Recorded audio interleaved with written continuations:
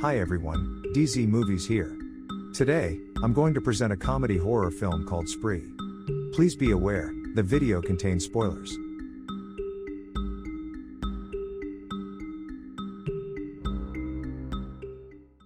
The film begins when clock appears with a countdown of 24 hours on a man's arm, 28-year-old Will Salas.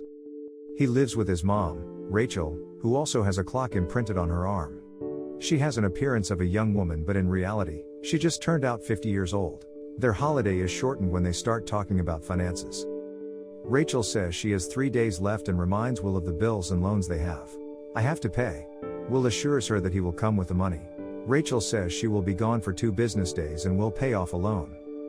She tells Will that he needs to meet her at a bus stop so he can give her more time.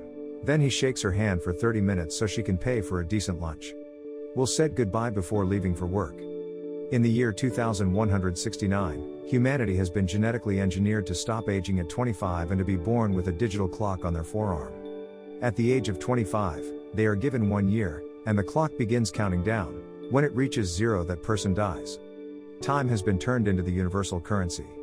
Instead of money, they give time in exchange for products or services just by body contact, as well as transferring to others.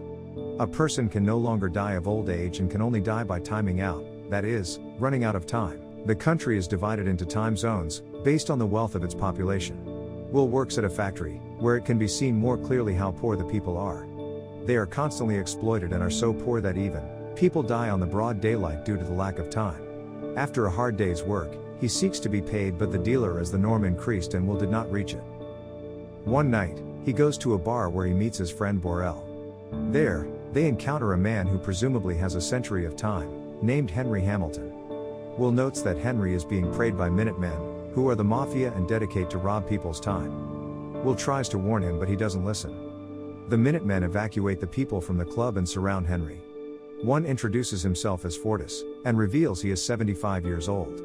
He challenges Henry to a duel for his watch, hinting the time he is on his forearm. Henry asks for a moment due to his nervousness and goes to the bathroom to vomit. Will suddenly bursts out, kicks the bodyguard out and runs away. They manage to hide in an abandoned building. The Minutemen are very close to finding them but give up their pursuit for the moment. One of the Minutemen reveals to Fortis that he knows who took Henry, making Fortis sure that they will find him and kill him. They hide on a secret location where Hamilton, who is 116 years on his clock and comes from Greenwich, confesses he is tired of living. He reveals to Will that there is enough time for everyone to live a full but ending life, but new Greenwich citizens take and store most of the time for them to live forever and, to keep the status quo, raise the cost of living to get back time. Assuring Will that, in places like Dayton, or also known as the ghetto, the cost of living keeps rising to make sure people keep dying. In that way, rich people maintain their immortality. Will is in shock by this, but eventually tells him that is better if they go to sleep and tomorrow Henry can go back to his luxury life. At the next morning, Will realizes that, while he was sleeping, Henry transferred all but 5 minutes of his time. He tries to get to him, but Henry times out by falling off a bridge before Will can stop him, dying. Will then decides to visit his friend Borel to tell him about what happened. Borel warns him against having so much time in Dayton, and Will gives him 10 years, one for each year of their friendship, before going to meet his mother to leave for New Greenwich together. In the city, the bus fare has risen from 1 to 2 hours, and Rachel, having used all but 90 minutes of her time to pay off a 2-day loan, is short on bus fare to return to Dayton. The uncaring driver forces her to run back to Dayton. They embark on a race against time to each other, and with every second and every step, death approaches for Rachel. She falls into her son's arms, but he notices that she has run out of time. Will now has all the time he's ever wanted, but his mother has none. Meanwhile, police force, or timekeepers, led by timekeeper Raymond Leon, discover Henry's body. They see his clock and realizes that his time was taken, that is, it was an apparent murder. After his mother's death, Will is heartbroken and angry, and vows for revenge. Leaving then for New Greenwich to make them pay. While passing through different borders to arrive for Greenwich, the price for entering gets higher, finally taking 1 whole year to enter. He then decides to stay in a hotel while he gets the attention of a curious girl without him noticing it. The timekeepers see into the video footage of the bridge, which only shows Will's escape, and finally conclude that Will cleaned Hamilton's clock. Later on, they discover his true identity as a result of his suspicious behavior. which included crossing borders from Dayton to Greenwich, which is not very common due to the great distance between these time zones. Will enters a casino and while playing poker meets millionaire time-loaning businessman Philippe Weiss, who always has near 10,000 years of time on his arm. After the first rounds of poker, Will's winnings are over 2 centuries. Philip increases the pot by 50 years. Instead, Will shifts his gaze to the beautiful lady, Sylvia, who is standing next to Philippe. The rich man raises the stakes again by 2 centuries. Will accepts the challenge, leaving his arm only 30 seconds away. He finally manages to win and receives a millennium. Philippe congratulates him and introduces Sylvia's daughter, and she invites Will to a party. He then buys a sports car and arrives at the mansion. Sylvia questions if he really comes from time, because of the actions he has had, like running. Which apparently in Greenwich no one does, just the people from the ghetto, and also asks him if he has ever done something risky and courageous. Will seduces Sylvia with the thought of an exciting life. He encourages her to enter to the ocean with him, and Sylvia assures, no one never enters. But eventually she joins him. When they go back to the mansion, Will is apprehended by Leon, who starts interrogating him about Henry and the unusual time he has. Will claims that it was a gift of Henry, but Leon doesn't believe him. Leon finally confiscates all but 2 hours of Will's time. Will then attack the timekeepers guarding him, runs out and takes Sylvia as a hostage. A car chase occurs and Raymond pushes Will's car, causing him to lose control. Will makes a risky move, passing dangerously past a truck, and manages to get rid of Leon. They lose the timekeepers and hide underneath a bridge. Will asks for Sylvie's time, but she refuses. In the morning he leaves on the highway but falls into the trap of Fortis and his men. They steal their time, leaving them with only 30 minutes to spare each one. Will tries to wrangle some time back from Borel, but his wife Greta sobs as she explains that he has drunk himself to death and that he cannot be saved. They manage to get a day each by selling Sylvia's earrings, which they do out of desperation. Will calls Weiss and asks to speak to Leon. He then demands that a 1,000-year ransom be paid into the time mission so that the money can be distributed to the lower classes of Dayton, which they refuse to do. Leon warns Will not to be like his father, implying that he knew him, leaving a clearly confused Will. Sylvia's mother is willing to pay the 1,000 years, but Weiss isn't, as Leon has already traced the call. Will and Sylvia spend the night at Will's house in Dayton. Here he tells her about his father and how he believes he was killed because he gave away what he won, which implies that he had robbed the rich in order for them to give to the poor. The next morning, Will discovers that Weiss did not pay the price for Sylvia's release, but he lets Sylvia go.